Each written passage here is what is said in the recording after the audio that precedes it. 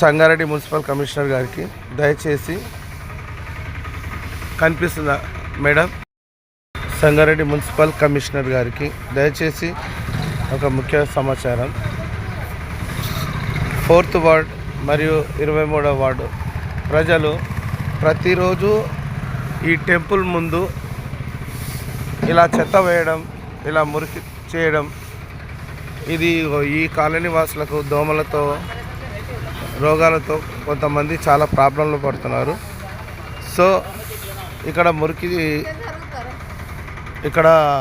చెత్త కుప్ప లేదు, కానీ వీళ్ళు అలవాటు చేసుకుంటున్నారు ఈ పబ్లిక్.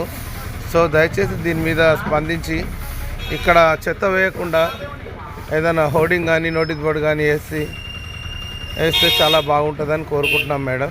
ఎందుకంటే ఈ చెత్తను చూస్తున్నారు కదండి, ఈ వీధిలో ఉన్న జనాలు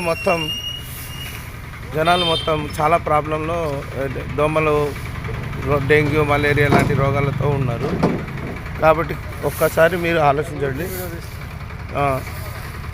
ఈ చెత్త వేయకుండా కొద్దిగా యాక్షన్ తీసుకుంటారని మనవి. ఇందిరమ్మ, ఈ చెత్త ఎప్పటి నుండి వేస్తారమ్మా? చెత్త ఇప్పుడు సంవత్సరం అయిపోయింది. రోజు ఆమె ఉడిపిస్తున్నాం ఖాళీ బతిలాడి, మళ్ళీ మొత్తం నడవకుండా వేస్తున్నారు. చెత్త బండి వస్తున్నది, మరి ఎట్లా చెప్పు? ఎప్పటిదాకా ఇట్లా మాకు దోమలకు చంపుతున్నాయి. ఆడ చెప్తే ఉంటే కూడా ఎవరు చెప్తుంటే కూడా ఇంటలేరు. ఎట్లనే మొండికి వేసిపోతారు, వేస్తలేరు అందరు అంటున్నారు. మరి ఇది ఇట్లనేనా? ఈ గల్లి ఇట్లనేనా? చెత్త వేసేటప్పుడు వాళ్ళకు చెప్తలేరు, అందరు వేస్తలేరు అంటున్నారు. తాపు అంటే ఇప్పుడు ఇది చెత్త కుప్పలాగా వాళ్ళు అనుకుంటారా ఏంది? ఇదైతే ఇక్కడ చెత్త కుప్ప, ఇక్కడ చెత్త వేయాలని చెప్పి బోర్డు అయితే లేదు కదా. మరి చెత్త వేస్తున్నప్పుడు గట్టిగా మాట్లాడవచ్చు కదా.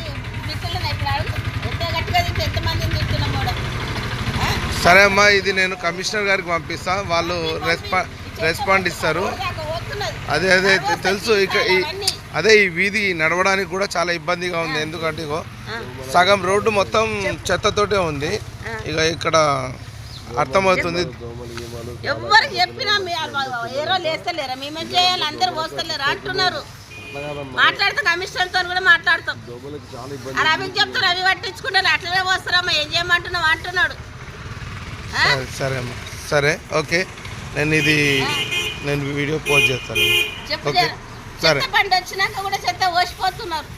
సరే అమ్మ, ఈ విషయం అనేది నేను అధికారుల దృష్టికి తీసుకెళ్తాను. ఓకే.